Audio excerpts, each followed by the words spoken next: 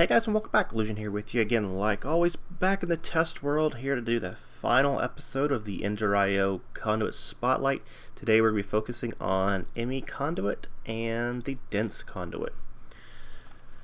So let me show you the recipes first before we dive into my little setup right here. ME Conduit, just made with some flux crystals, quartz fiber, and then of course conduit binder, or pure. Highly recommended to use pure if you have a good system to automate this, since you actually can get some doubling of the flux crystals.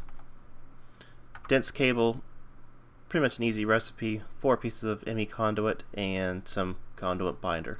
And just like with AE2, this does respect the same channel transfers, which is 8 for ME and then 32 for dense.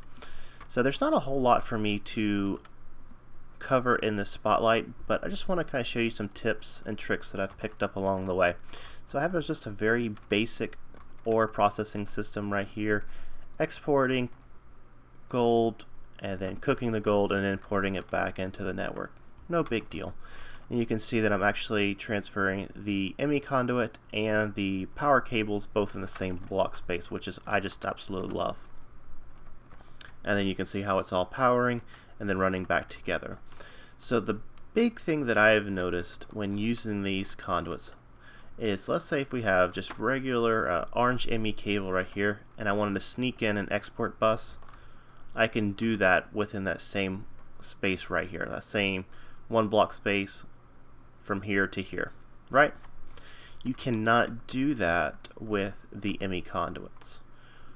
So if I go back to the export bus, you can see it's not allowing me to place it in there.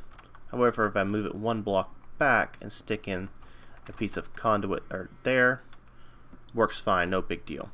So I guess the take-home point for that, if you're jumping from ME conduit to some sort of bus or whatever, you're going to have to stick in some glass cable between the two.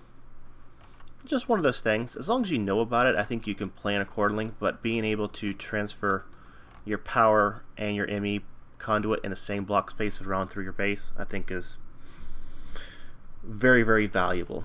So if you're new to my channel, welcome. Thanks for joining me. This is going to conclude this conduit spotlight series. Any questions, please leave them down below. I'll get them answered, and I will see you guys soon.